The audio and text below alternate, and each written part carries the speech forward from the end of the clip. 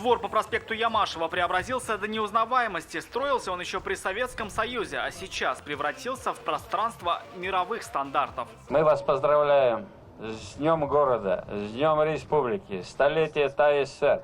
Ну и самое главное, мы поздравляем вас вот с этим прекрасным объектом «Двор». Все это результат президентской программы «Наш двор». Меньше чем за год у жителей этих домов появилась концертная зона, лекторий, спортивная и детская площадки. А как вы здесь? Здорово! Мне нравится здесь кататься. Сутками работали до утра, до вечера. И детям, интересно, вот эти цветные горки, это же все новшество.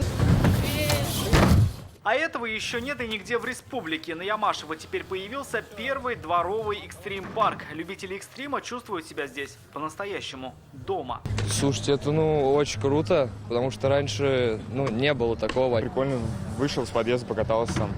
Тоже, это круто.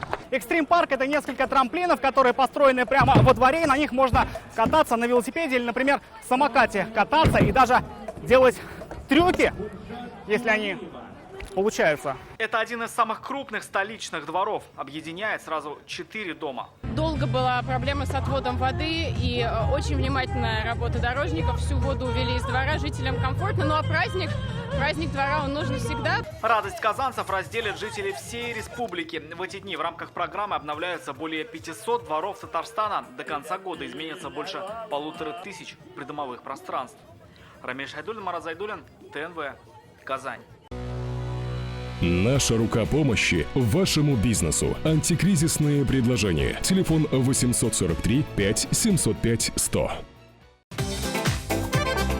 Көтелмәгән кунак көттөреп кенә интернет челтәрләренә дә килеп җитте.